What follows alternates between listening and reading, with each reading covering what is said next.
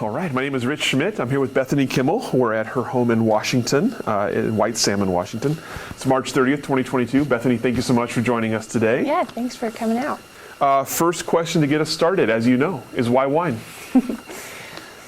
Well, something that really interests me is the fact that wine has survived for so many generations of humans. And, the world has really changed since 6000 BC a lot. But, here we are, we're still talking about what's essentially just fermented fruit. Mm-hmm. And so I find that question really interesting. And I don't know that I, have the answer, but I do think that one of the things about the experience of being human that's kind of unique is that we have the ability to communicate with one another and to connect through storytelling. And that can take a lot of forms. I mean, you guys know this well. It can be an oral history. It can be a written story. But I also think that it can be the visual arts, and I think it can be music. And I really believe that wine fits into that category as well. It's this really rich sensory experience that can allow us to connect with each other and with the experience of being alive. And very uniquely, we have that experience with our sense of taste and our sense of smell, which is located near the memory centers of our brains. And so I think it's a powerful experience, and it can be transportive, and it can create connection. And so I think really asking why wine is the same as asking why we as humans create and share anything beautiful. And that question is really, I think, what drew me in, and I find it really fascinating. So much to explore there in the rest of this interview. I'm very excited. Let's back up a little bit and talk about before wine. Tell me about upbringing, education, kind of what did you do after you graduated high school? I grew up in the mountains of North Carolina, in the Appalachians in Western Carolina, rural area, and kind of had the run of the woods and lots of siblings, so it was kind of an active upbringing. I went to Swanee in Tennessee, which actually Will Hamilton of Violin Wines also went there. We were there at the same time. And I studied English and anthropology. And then I went to Malaysia for a year under a Fulbright teaching grant, and I taught English in a really rural village in Terengganu, and had a lot of time to travel around Southeast Asia at that time, which was really formative and an amazing experience. And then I came back to the United States. I kind of didn't really know what was next, so I moved to Taos, New Mexico, and I taught snowboarding there. A good friend of mine was living there at the time.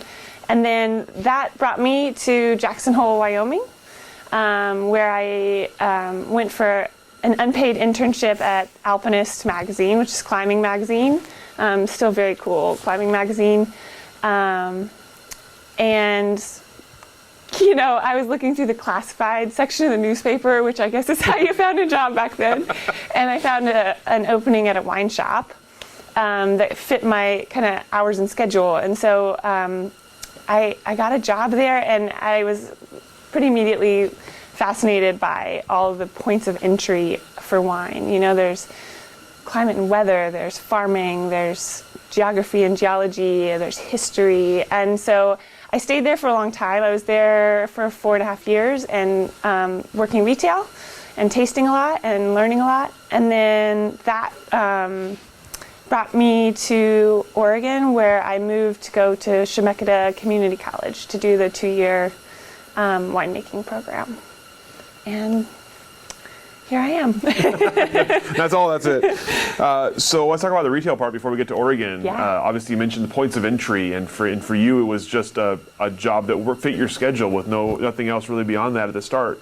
What was interesting to you about wine once you started to learn about wine? Yeah, I mean, I had enjoyed wine. Okay. and I always found it like kind of dreamy and romantic. I actually, I remember that when I was a little kid, we had to do like a school report on like one of the old gods or goddesses, and I did I did Bacchus, and I put this like little plastic wine bottle in my like picture box or whatever, and I thought it was like so cool. So I think I've always had like some small fascination with the concept of wine. And then there was a big focus at the shop on like learning regions and styles that were associated with those regions, and then tasting a lot. And it just it felt like this kind of whole big world of again, like stories and connecting to someone in another place and sometimes from another time. I mean, you drink an old wine and you imagine what was going on and at the time that wine was put into bottle. And it's really, I think just, I always just found that interesting, that we could kind of travel back in time or to another place by tasting something and thinking about the season and the cellar and the field and what it must have been like to make that wine. So I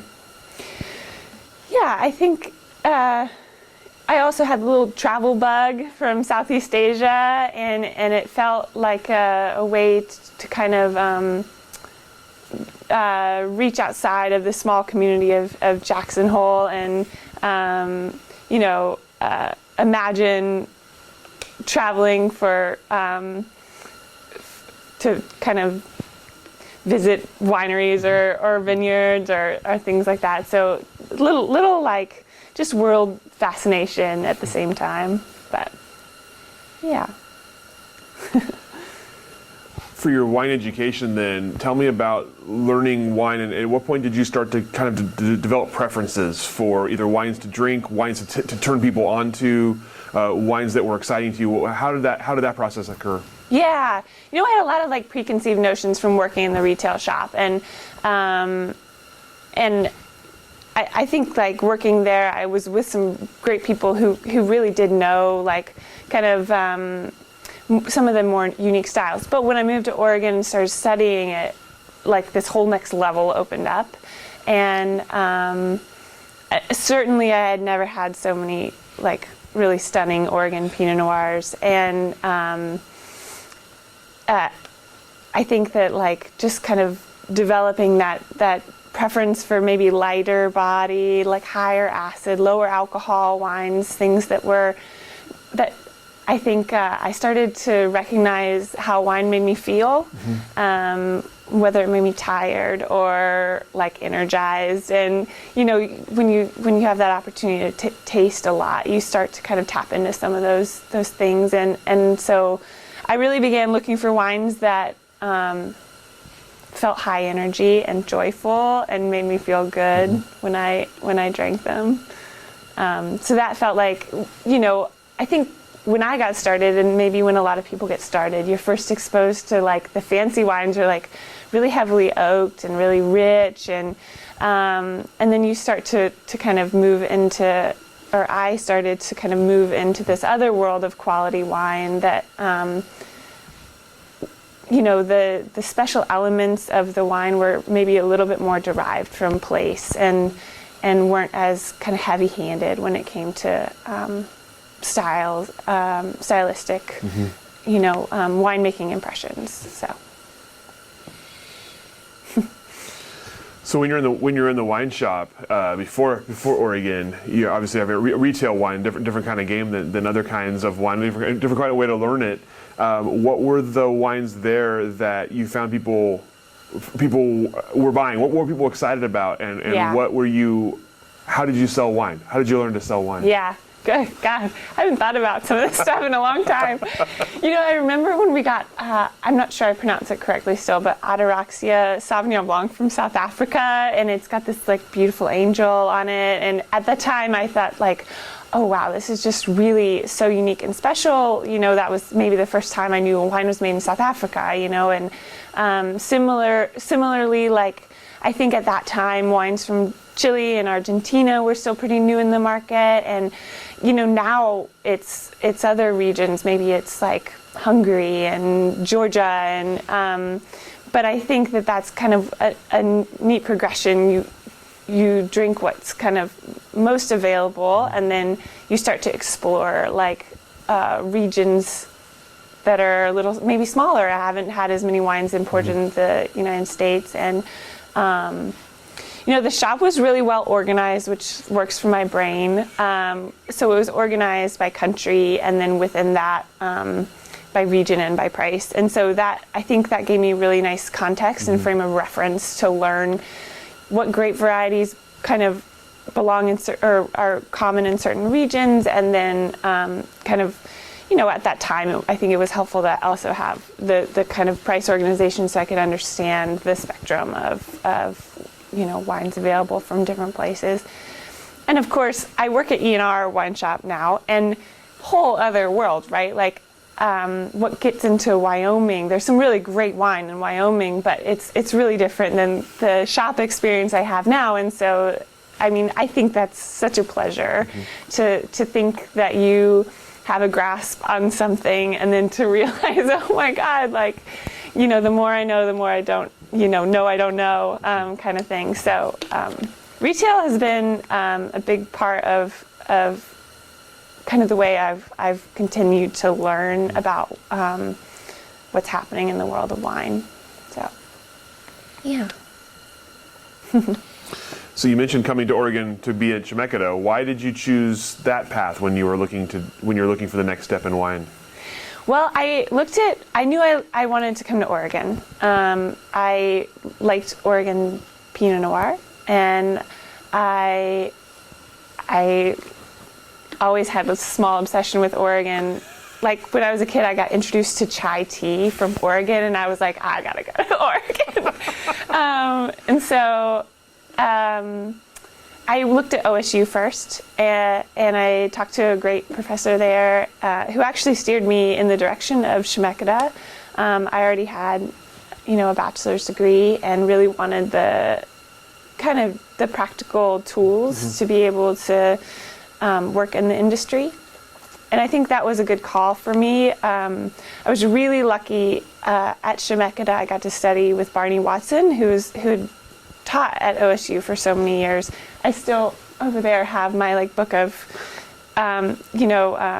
slides and notes from Barney, and I refer to them often, and really appreciated the way that he taught, and thought that was an amazing way to get the information I needed to take the next steps. Yeah.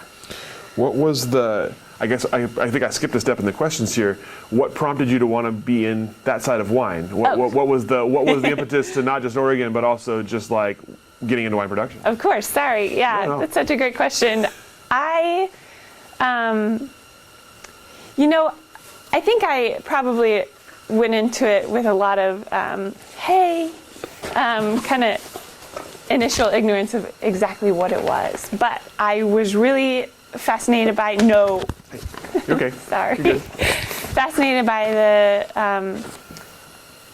the fact that wine is a craft. Winemaking is this craft, and it's one of the few things left, I think, where you go and you are an apprentice and you learn from someone who knows these skills and has developed them from years of experience, and then you get to actually make something with your hands. It's these raw materials that come in, and you transform them into something that people can enjoy. And I think the kind of craft element of that, and really the physical element of wine work, felt really exciting to me. Yeah. I remember the first year at Chemeketa, they don't let you in the cellar, but the classroom is right above the winery, and there's these windows. So I'd gaze down in there and be like, what is all that equipment? And when do I get down in there and open those valves? And I just felt like I was looking in on a very special world. Yeah.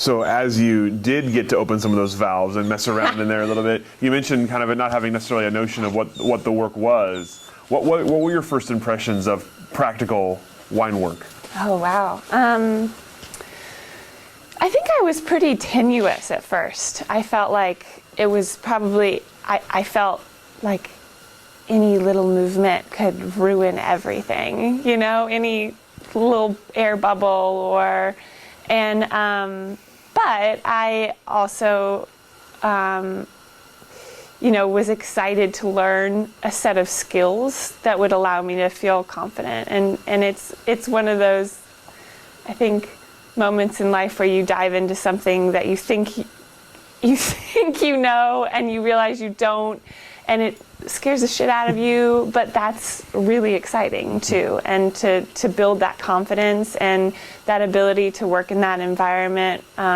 without so much trepidation is I think, again, one of the things that like is beautiful about life and is something to work for. If we only did things that didn't scare us, I don't know where we'd be. But yeah, so I really enjoyed it, and I knew I was in good hands. I mean, like Barney was leading the class, like I felt really sure that he wouldn't let me mess it up. So so that was good. And of course, part of the education is that you have to get an internship for harvest. And I had worked at Soder Vineyards in hospitality. I got a job right away when I moved to Oregon at Soder, which was really special. And I'm so glad that I got to have that experience because that, hospitality there is just exceptional. And they allowed me to work my first harvest there in 2012. So again, I knew I was in really professional, good hands, and I felt excited to learn from some of the best. So, yeah. So what was the first harvest experience like? It was amazing. It was very exciting. I wanted to be there for kind of every moment of it, and I think it's like puppy energy, right? When you're young and getting into it, and I think I had a lot of like intern puppy energy. But the fruit that we worked with, that was 2012. So the fruit we were working with was just like absolutely stunning. And just to have the experience of all those new aromas and the kind of transformation of flavors. And I remember the first time I ever used a pump, looking at the hose coiled on the ground with the red wine flowing through and just like rhythmically beating, and I was like, oh, it's like a heart, I found it to be, but hard, right? Like I'd never worked hours like that in my life, and definitely, you learn quickly that this is not all. I mean, there's plenty of romance to be had, and there's plenty of kind of special things about that experience, but it's also like wet and cold and dirty and long and all that. But I loved that part of it too. So you mentioned you wanted to come to Oregon because you had an affinity for Oregon wines as one of the reasons you were excited about it. What were your first impressions of the Oregon industry as you started to work in it and get to know the people in it? What did you think of the Oregon wine industry? Oh man, I mean, I loved it right away. My first year in Oregon going to Chemeketa, I lived in Salem, so I was a little bit more isolated then, but in the second year, I moved to Carlton and rented this big 4-bedroom house and just put it up on Craigslist, and 3 other kind of winemakers on their way moved in, and it was, we called it the Carlton Club because that's what I had named the internet. And it was really social, and I think that was one of the most special experiences I've ever had. It was lots of people from different wineries, coming home with bottles from their wineries or bottles that inspired them. We cooked a lot. We, we would get together and talk about like, oh, where are your Maliks finished yet? And, we'd talk about wine and what's going on. And I just found it really welcoming and people, to attract people with a lot of different backgrounds and ways of understanding things. And so that I think there's like so much strength in that when people can communicate and share that information and those ways of thinking and their experiences. So yeah, I found it very warm and welcoming and kind of community driven, and I really loved all of those aspects. Yeah. What about the wines themselves at that point? What did you think of? You obviously mentioned 2012, beautiful fruit, beautiful vintage. Yeah. When you came to Oregon and you were kind of surrounded by Oregon wine, was it what you hoped it would be? Oh, it was so much more. Yeah, I mean, of course I was working at Soder Vineyards too and pouring, I forget what vintage, but I think it was like 2009 Brut Rosé from Soder. And, I discovered that Oregon doesn't just have Pinot Noir, that there's really amazing Chardonnay and really amazing sparkling wine and some, interesting Syrah. And now, however many years later, 10 years later, there's even kind of more to explore. I also, I was exposed to a very limited set of Oregon wines in Wyoming, and I hadn't really traveled here before I moved here. Mm-hmm. So, I just learned about so many more producers doing beautiful work that didn't really leave this state or at least get to Wyoming. Mm-hmm. And that was just so cool. I mean, the kind of wines I was familiar with when I came and the wines I was familiar with 6 months in, more than quadrupled, Mm-hmm. So, it was, I think, really wonderful. Yeah. Exceeded my expectations. So after the first harvest, you're working at Soder. What was the next step for you? And at this point, what were you sort of hoping for? What were you... So sorry about it's okay. The dog. It's okay. Oh, hey. Okay, I'm just gonna... Hey, get away. You need to go away. Go. Sorry. It's all good.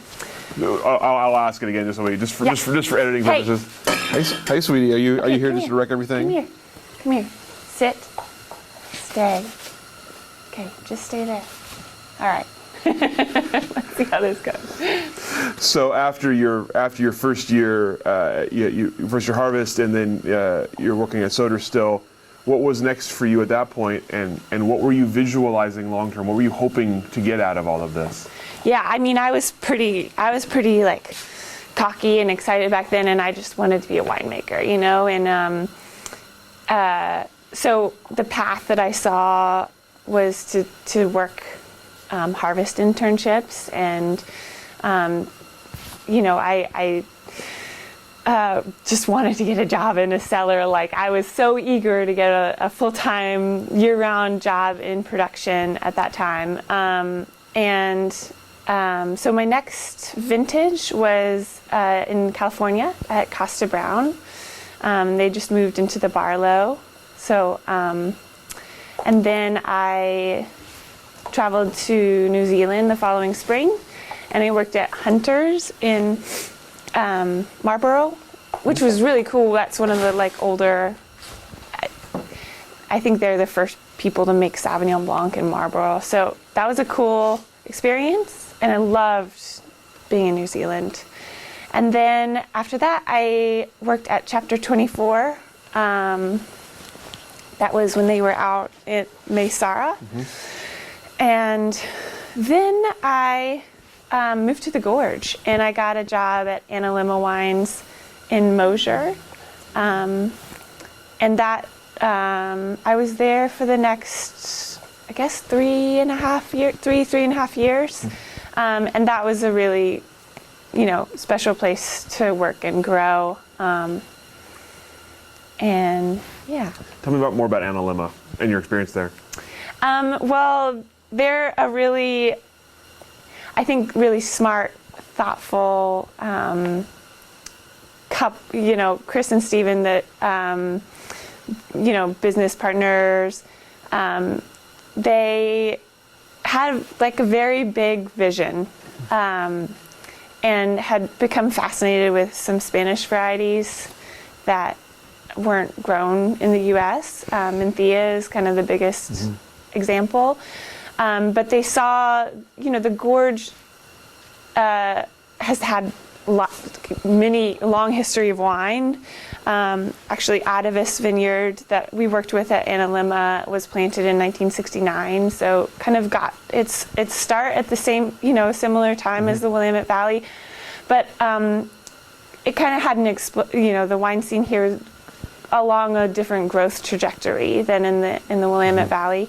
And so I think they still saw this opportunity to really try and figure out what grows well, specifically in their kind of unique microclimate along this spectrum that people talk about, of the 20 miles of the gorge where it's, basically rainforest on one end and desert on the other. And Mosier, where they're located, is right in this transition zone between the wet, cool Pacific Northwest weather and the dry, hot, kind of high desert. And so they found, a link in that climate to Galicia, and were able to get some Menthea cuttings. And so so it was there at a really exciting time. They were planting more Menthea, but the estate vineyard had started to come online. They were still working with Atavis and making some really world-class sparkling wine. And a lot of energy around a young business, and they're kind of young, energetic business owners. And I learned a whole lot there about, they also were the first to kind of really help me get a good grasp on biodynamic farming and also what that means kind of on the winery side of things. And so I think working there opened my mind in a whole lot of ways to kind of the different interactions that we might have when it comes to farming and making wine, and what that might, I told you I was like cocky, just wanted to be a winemaker, but maybe I hadn't really tapped into like the why of that so much. And I think that they really kind of created an environment that questioned and explored and tried to get at the root of why, in order to inform their practices. So it was a really special experience and a good opportunity to learn. So as you were developing the kind of why, how did your sort of vision transform, and how did that turn into where you are now? Well, one of the things that they allowed me to do as part of my job there was to make 2 tons of wine per year. And I had tasted some really cool gametes early on. We were talking about like your changing taste profiles, and the first time I tasted like really great gamay, my mind was like completely blown. And I hadn't really tasted gamay from Oregon, but I knew it grew in Oregon. I kind of talked about it loudly to like friends for a while. And I was like, I want to make gamay. And so I talked about it long enough that a friend actually came to me and was like, hey, there's this gamay fruit available. And so I had played around and made a barrel of gamay prior to working at Analemma, and was really excited about it. It turned out so beautifully. It was from these David Adelsheim's like original home block. So very old vines. They don't exist anymore, sadly. But so I wanted to continue to explore that. And when you're making wine with someone, there's that confidence of being in good hands and being guided, and knowing that the decisions that you're kind of playing out they're not ones that you made, right? But as soon as it's your project and you're the person who's responsible for it, it's a completely different ball game. But I valued that, and I wanted to continue to make gamay, and so that's kind of, they said that I could make some gamay in their cellar as long as I became a full licensed bonded alternating proprietor. And again, in my ignorance, I was like, sure, sounds great, no problem. And I really didn't understand kind of what it took from a paperwork and admin and logistics side to make that happen. So by the time I got through all of that and I had made it happen, I was like, I need to actually sell this wine if I'm gonna have made this commitment. And so my first commercial wine was in 2015. It was 100 cases, and that happened to be when I released. It happened to be the same time as the first I Love Gamay Fest in Portland, and it's been kind of a little bit rolling from there to where I am now. I'm not sure I answered your question about the why. Sometimes I feel like I'm just like riding a wave rather than really being like, in 3 years I want exactly this. And I'm having lived the last 10 years moving through the wine industry, I kind of see the value now of really trying to plan a little bit more intricately. I know, because if you don't do that, you end up in a field without running water and in a pole barn. So no, it's great. I was going to say there are worse places to end up than this. I want to talk about that in a second and this space, but you have this kind of affinity for gamay and you're sort of finding your way with it. As you were the person making the decisions and driving the vision of the, it's okay. As you were driving the vision of it, what were the decisions you were making in terms of how you were going to make the wine and how you were going to sell the wine? Yeah.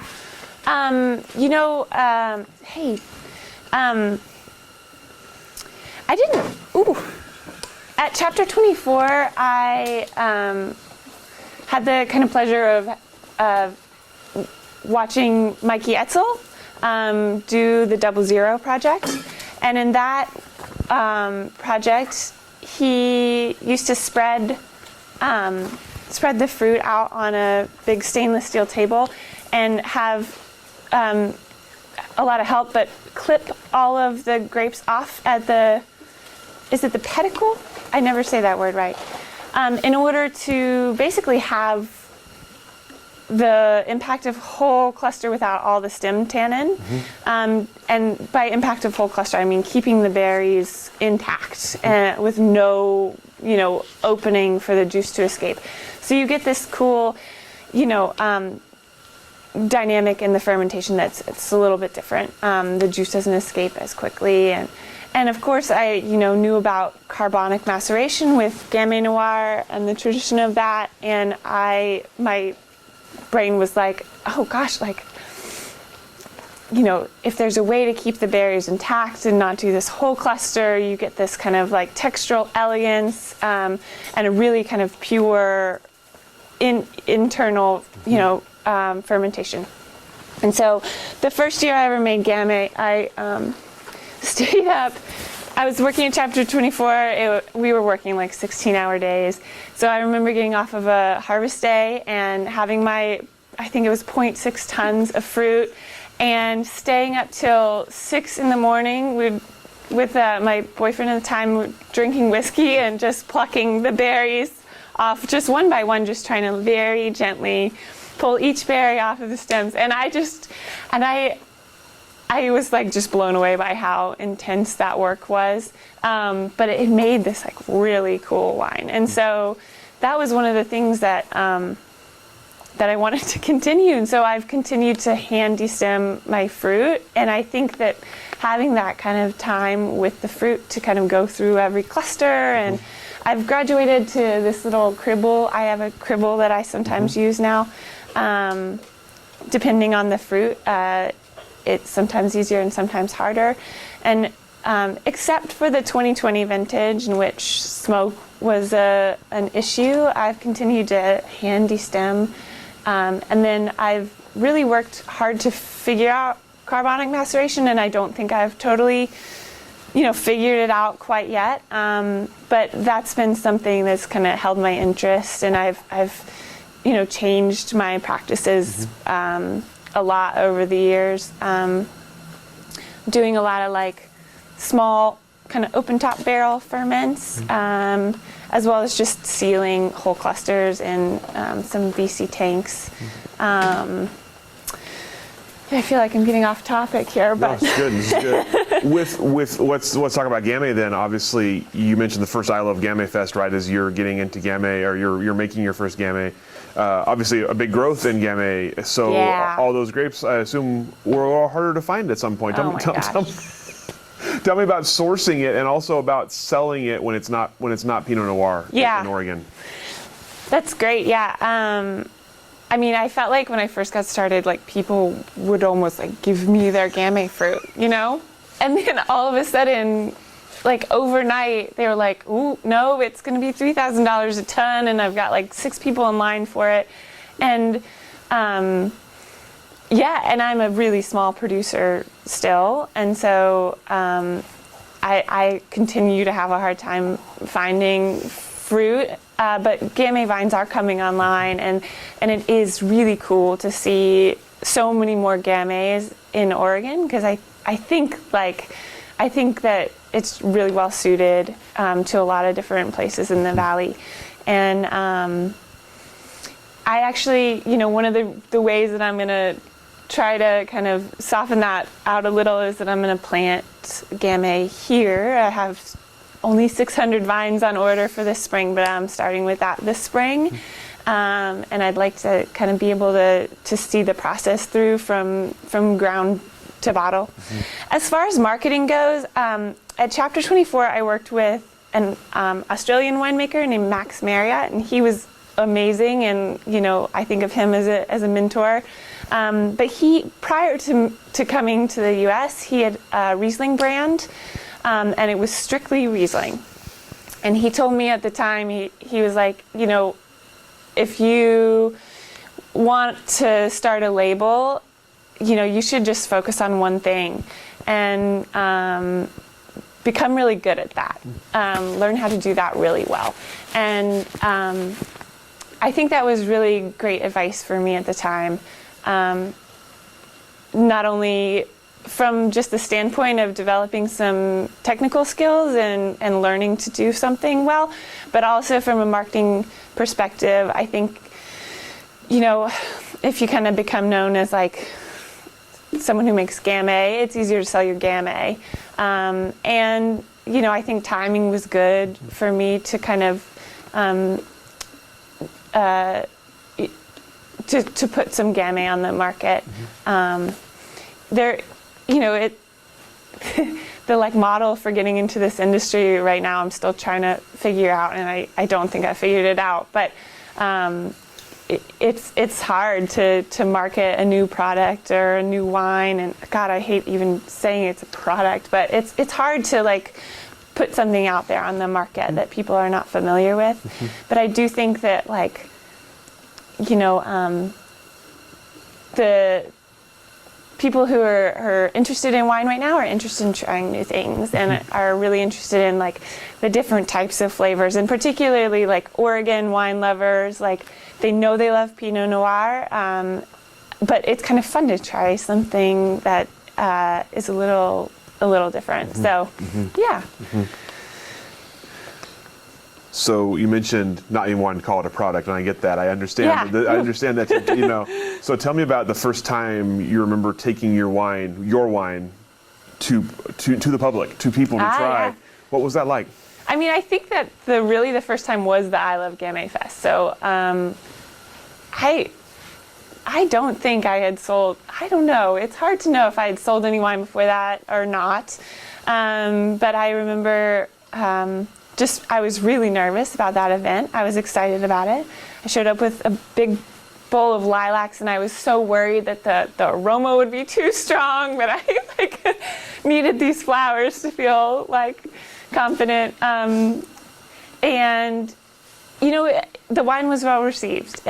People were excited about what they were tasting, and it was just like such a pleasure to share something that I had made with people, and for them to enjoy it.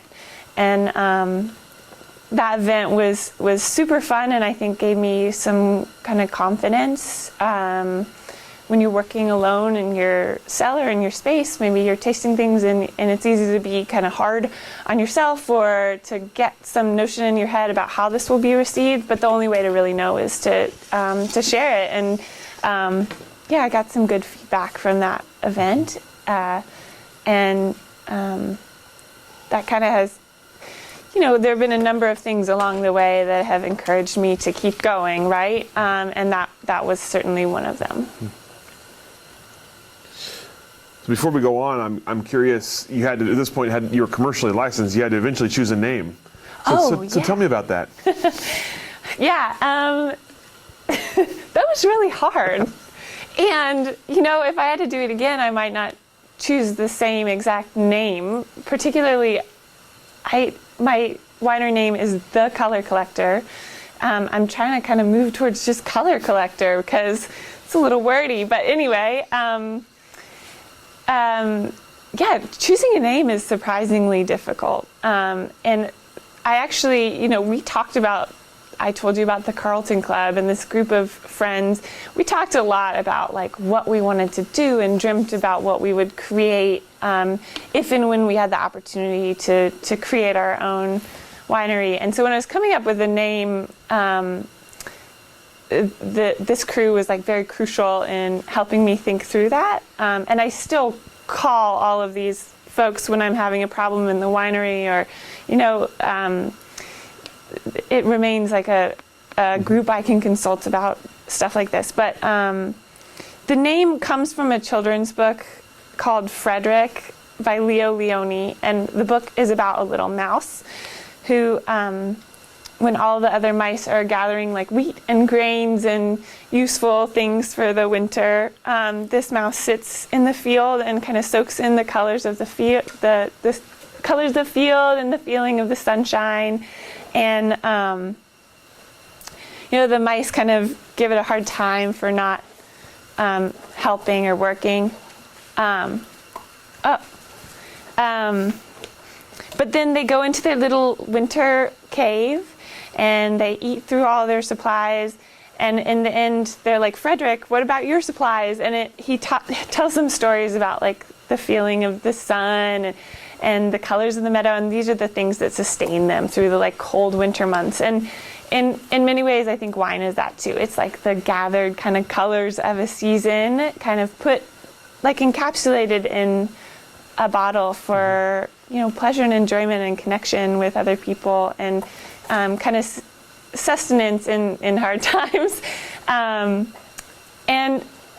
I hate to like go on and on about this, but the real reason why that story resonates with me is that, I grew up reading Swimmy and Frederick, these books by Leo Leone. And in those years kind of after college, when I was traveling in Southeast Asia and living in New Mexico, I felt pretty directionless. Mm-hmm. And I would call home and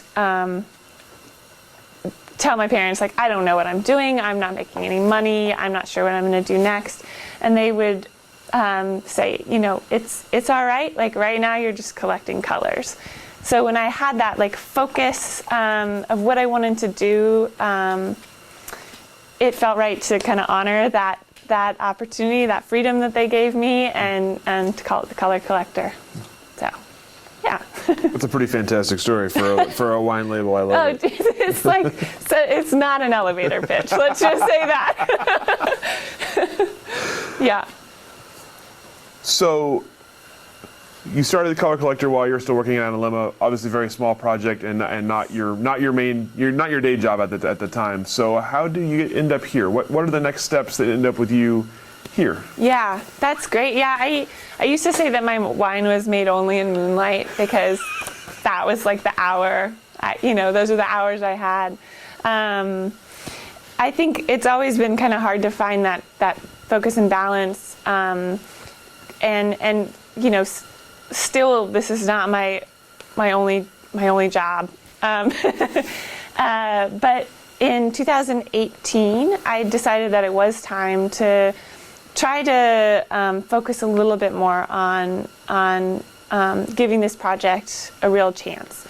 And so I left Analima and I went and worked a vintage in New Zealand, another New Zealand vintage at Burn Cottage in Central Otago, which was an amazing experience. They brought all of us together for, I think, 3 months working in the field before we went to be the cellar team. And so we were really intimately familiar with the fruit and had gotten to know each other really well, which just changed the dynamic of harvest a lot. And I love Central Otago. But anyway, I did that, and then the idea was that while I was there, kind of away from, you know, friends and family and everything familiar, I would really focus on writing a business plan, which I did. I found this like little, you know, cottage out in the middle of nowhere on a vineyard, and you know, I would go to work and then I would come home and just write this business plan. And so you know, I came back with a thick and dreamy but impossible document that's changed so many times. But that was kind of, I think, the moment of changing my focus towards trying to grow the color collector. That was 2018, 2019. So I bought this property in 2019, and it's been a very slow process to try and put some vines in the ground. This pole barn was built I built this summer. So this kind of is the very first opportunity I have to be in my own space. I've always shared cellar space, which has been really fun and collaborative, but I'm excited for like the kind of just like creative room I have here to kind of really focus. And hopefully this will give me the opportunity to grow in size a little bit too, as far as production. So I really maintained like 100 to 350 cases, which is just insanely tiny. And so it's time to grow just a little bit, which is super exciting. Mm-hmm. Yeah. So I know it's not a winery with all the bells and whistles, but as you were putting up a pole barn, what were you, as your first own space? Yeah. What was important to you about the space? You know, I really just wanted and also from a money and logistics standpoint, like this is simply a very practical shell.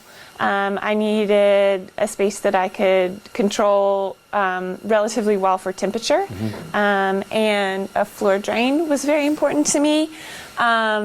And I still don't have running water in this building, although that is the current project. So hopefully in a month and a half, I'll have some water, which is very crucial to winemaking. You know, a space that I can kind of move around in and have kind of flexibility in. So nothing in here, and actually I really appreciated this about Soder Vineyard, nothing is set in place. Mm-hmm. Everything is movable. So really could kind of reimagine the space for whatever purpose it needs to serve at any time. And, you know, Soder is a real and much bigger winery, and they kind of took that approach, and I thought that was really, really cool when I was working there. So, flexibility and, the kind of just basic wine care stuff, I think, is like temperature and sanitation and ability to get in and out. Mm-hmm. Yeah. So since you started making wine for yourself, especially for the color collector, how, if at all, has your approach or sort of style changed? Oh wow, it's still changing. You know, I learned something, I think, every harvest that kind of really blows my mind, and I hope that continues. Also, working at E&R and tasting a lot of world wines, I think continues to kind of help me feel like more stylistically expansive, just knowing how many different styles of wine there are out there. I would say my general practices have always been native yeast, minimal kind of intervention, unfiltered. I've always respected the use of sulfur at, in the right amounts and at the right moments, and I continue to appreciate that. I think the things that I've learned have mostly been about kind of fermentation dynamics, and it used to be that I tried to seal up all of my ferments to kind of keep a more pure carbonic maceration, and I would say I learned a lot about EA and VA and other types of spoilage, and I kind of separate out carbonic from other ferments a little more, draw some cleaner lines now between those. I've experimented a little, I made a pastagran, experimented a little with co-ferments, and actually made a field blend from my good buddy Joey Myers. He calls it his wine patch, which I love. And I think that there's so much kind of neat possibility there with combining different elements of texture and flavor, but having them kind of grow up together and from the very beginning rather than, I think it's cool to blend at the end too, but I think that is a special way to make wine. And his field blend, there's some white varieties in there as well as red, and I think that's really fascinating to explore how the white wines can help fix the color, and so it's extended a little beyond just Gamay. I have a sparkling wine entourage over there, which hopefully is the first of many sparkling projects, but that's I think a hard wine style to master, although a lot of people in Oregon are doing it really well. Does that answer the question? Absolutely, yeah. As you have been out here on the Washington side of the border, what have you noticed about this area now that you're that you're here? What is going on in the gorge, and what is going on in terms of sort of, I guess, both sides of the border here? Yeah, the gorge is really exciting right now. There's this kind of palpable energy here with a lot of really thoughtful growers and winemakers who have gravitated to this area. I think partly because it feels exploratory.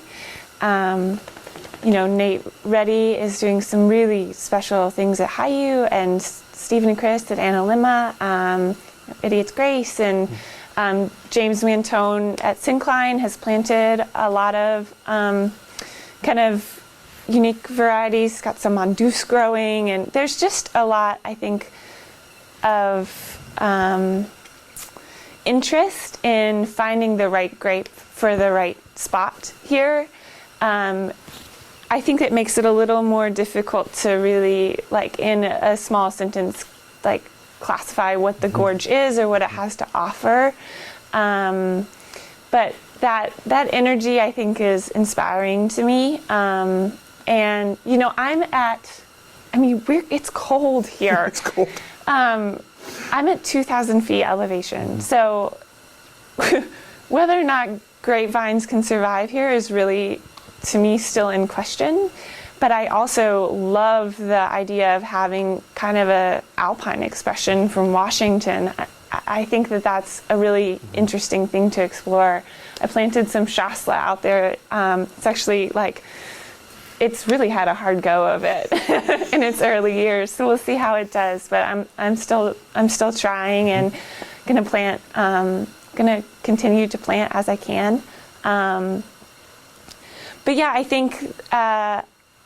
think there's some wines being made here that couldn't be made anywhere else, and are really stunning and interesting to taste, and really talk about the different the wind and water and volcanic energy of the gorge. This is a really energy-rich place. And I also just like living here because there's skiing and mountain biking, and it's I think one thing that also attracts people to kind of wine is that you get to live in like some pretty cool places, and yeah. So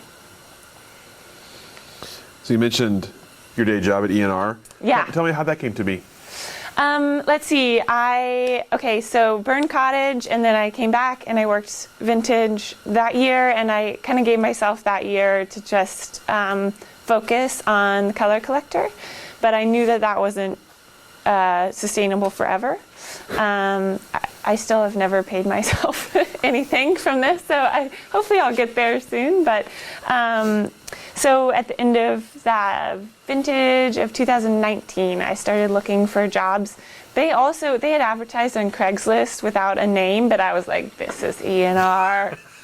Because they had asked about your music preferences, and they're really into good music there.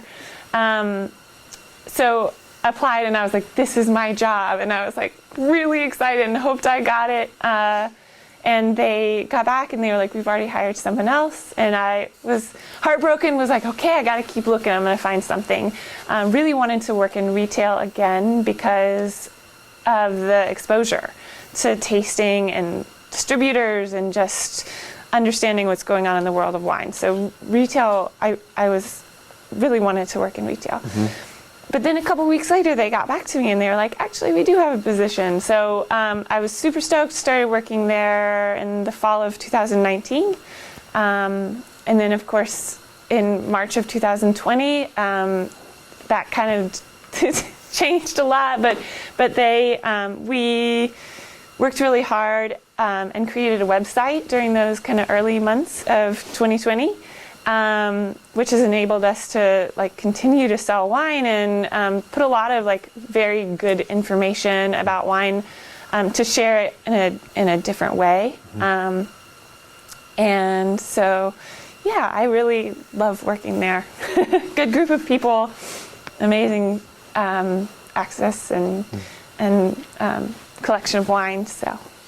You mentioned earlier from your first retail job how different this one was for that. So tell me about the differences and what ENR is sort of, what about it excites you? What about working there excites you? Yeah. Well, one of the neat things that they do is actually a lot of travel. And so we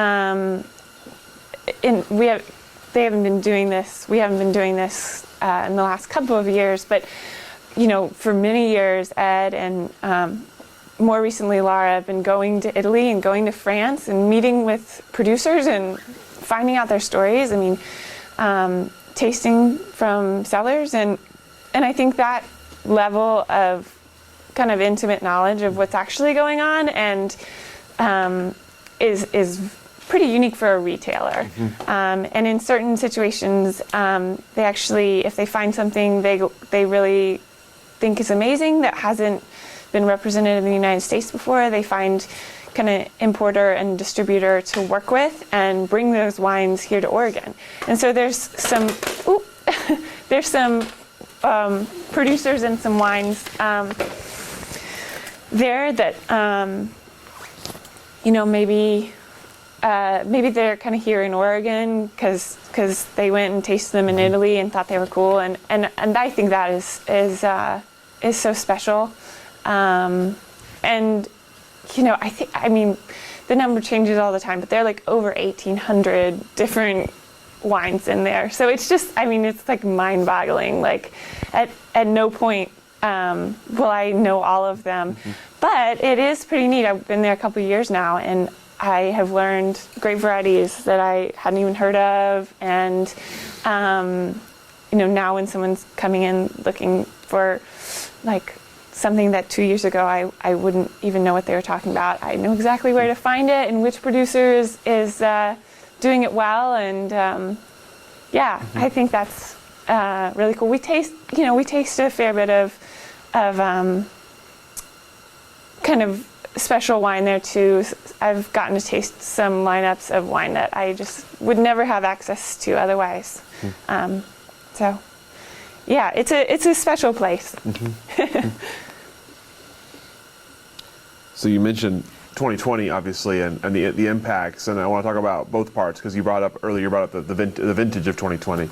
Let's talk about COVID first, and obviously not a lot of neighbors out here. I'm assuming your day-to-day life didn't change a ton, but tell me about 2020 and as things started to shut down, what changed for you and how you kind of adjusted during that year. Yeah, that was a really interesting time. I felt really lucky to have this space. I mean, I kind of in the kind of early months of 2020 and late 2019, I'd kind of been living part-time with a friend in Portland and part-time out here, and that was a nice balance.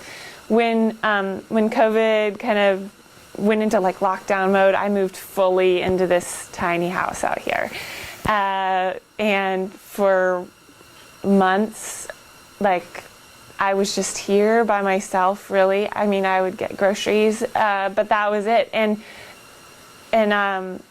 you know, as much as the circumstances of that were really horrible and hard, I never would have done that otherwise. And it was a neat time for me to be just really present and focused on what's going on and what's possible here.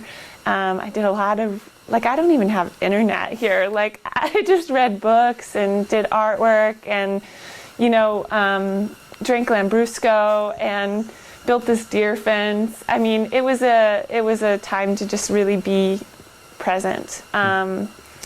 So, and I did actually, you know, every now and then commute in to go to E&R, which was a nice break and a nice way to see a small select group of people. But yeah, it was very, very isolating out here. Yeah, very alone. Yeah, but very little house on the prairie all of a sudden. I had a lot of room to roam, though. Yeah, I mean, it was full on. Yeah, it felt like I was at like a summer camp of one. Yeah. And the other end of 2020, the harvest end, you mentioned obviously it impacted basically everyone in Oregon. Tell me about your kind of 2020 harvest story from your perspective, and what, if any, sort of changes that made for you going forward. Yeah, that was it kind of shook me up. A lot of difficult decisions had to be made, and you know, I felt grateful that I'm small, and I definitely made winemaking decisions that I wouldn't have otherwise. I destemmed all of my fruit and was reminded of kind of the generous spirit of Oregon, in that I don't have a destemmer, and so because I hand destem, I use whole cluster, and so I asked, you know, I work with Bjornson Vineyards in the Amity, and I asked if I could use their destemmer to destem their fruit, and they generously gave me the afternoon, and my dad actually came and helped me, and we were up there all day on their destemmer, and they were just very kind to let me do that. And Dye Crisp also let me use his equipment for my Temperance Hill fruit. I, you know, made my micro ferments, and I did I paid attention, and I again was reminded just how great Oregon as a wine industry is about communicating and sharing with one another and trying to work through problems together. I tried to make red wine, and some of it I've had to distill because it was just too smoky, and that was heartbreaking. Other pieces, I was able to blend in with some 2019 I still had left and made I think a nice wine. I still have some 2020 in barrel. I'm experimenting right now with some botanical infusions and the distilled brandy that I was able to make, and I'm really excited about that. And I've got this honey from my little bees out here. So I think it'll be interesting to see if I can use that to kind of make a vermouth-inspired aperitif type wine. And one of the reasons that I'm really excited about that is because I don't think this is the last time this is going to happen. I think that what I am taking from this is that any way you can kind of diversify and learn to handle, changing situations is going to become increasingly important as the climate just changes and becomes a little more, volatile. And so, I'm taking a herbalism botanical course right now. I kind of want to expand my knowledge and skill set to become more nimble moving forward. And I think if this were to happen again, I would make different decisions. But I'm kind of trying to learn what I can and move forward. So. Let's talk about moving forward. What's next for you in all of your roles? What you mentioned growth, obviously here at the Color Collector. Yep. What are you, as you look at kind of short-term, long-term future? What comes next?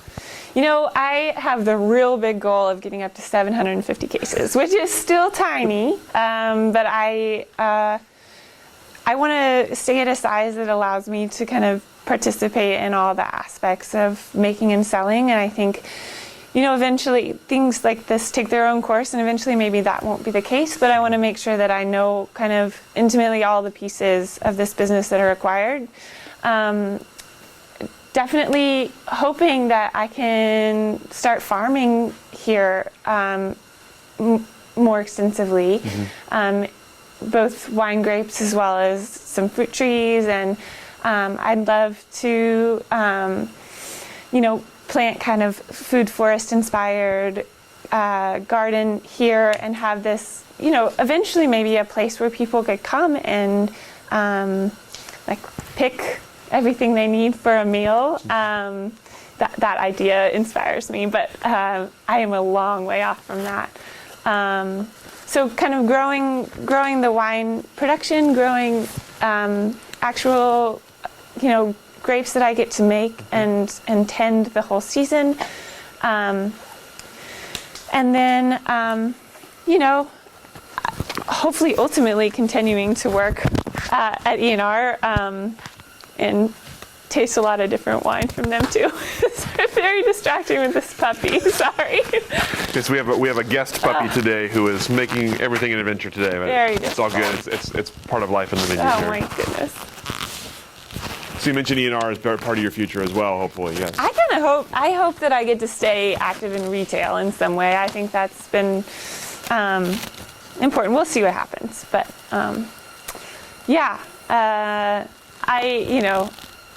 maybe eventually would love to have some cabins here, and I think to date, the Color Collector has been this kind of personal, artistic exploration, and I make the labels, and it's just it's been this way to kind of keep me engaged in something creative.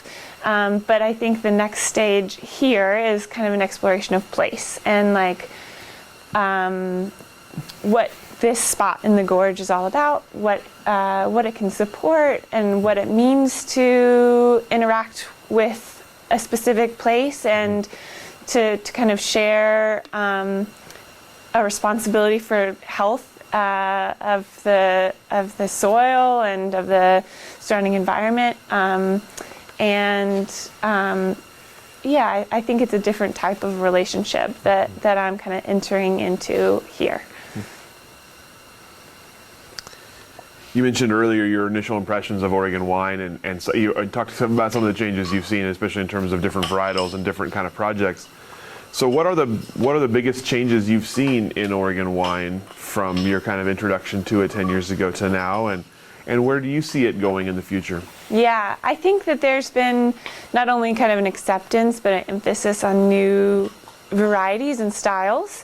I think it's really wonderful that there's a lot of, the Pinot Noir from Oregon is very distinct, and I love that it tastes like Oregon. And but I see kind of a broadening out of what Oregon can do, and what types of quality wine are possible here. I think that that kind of fits with the general kind of drinking culture in which we want to try different things. We want to try different flavors and styles, and drinking vinegar, and I don't know, there's a lot more like hard kombucha, and there's a lot more kind of interest in experimenting with new things and finding things that are enjoyable for whatever dinner or moment or food, and sometimes that's Pinot Noir, and sometimes that is like sparkling wine in a can, so I think that's all really exciting and cool, and I think also there's been a big kind of I don't know if it's a shift. I have become more aware and in tune with people who are focused very specifically on organic farming and biodynamics, and really making it a priority to care for the land that we're working with. Mm-hmm. I think that is a really positive thing in direction in our industry, and I think we're all kind of doing that in different ways, and I think that's really cool too. There's no like one strict standard way to approach that, but sustainability I think is becoming more and more kind of on the top of everyone's minds moving forward, and I'm really happy to see that, and I look forward to like kind of coming along during this time. Mm-hmm. Yeah. You brought up biodynamics. As you plant here, is that where you're thinking? Are you gonna? Is the plan for this to be biodynamic? Yeah. I definitely would love to do that, and certification may not be immediately within my grasp. That's a hard thing to get, and I respect that, and I think that's important. But certainly, as far as kind of chemical inputs, and I'm really looking for solutions that don't require herbicide. I'm not going to spray herbicides and pesticides here, and I did. Last year I did the 501. I don't think I'm quite ready to. I haven't quite gotten into a rhythm with this place to be able to kind of do every spray, but I'm hoping to move towards that, and I'm actively trying to move towards that. And what I can do right now is to limit my inputs and keep it natural. So I'm using wood chips underneath the vines to eliminate weeds. I'm trying to control pests with falcon perches, and trying to plant kind of beneficial cover crops, and kind of things like that. I think that Atavis Vineyard, which is just down the hill from me, was established dry farmed, so I thought I could dry farm. That has turned out to not really be possible, but I do think that ultimately, I'll be able to dry farm post-establishment, and I'm excited about that, both for the plants and just the kind of water use aspect. So, yeah. So the questions that I have for you. That's a lot of questions. You're very interesting. You keep prompting me for more questions. Is there anything I didn't ask that I should have, or anything we didn't cover that we should have covered? Gosh, I don't think so. That was a lot of good. You could just see the air come out of you there when I told you I was. That was a first for me. That was awesome. Thank you so much for your time today, and for hosting us here, and showing off your space and talking about your story. Thank you guys for coming. Absolutely. And we'll go and let you off the hook. Okay. Thank you. Thanks for putting up with Pup. She was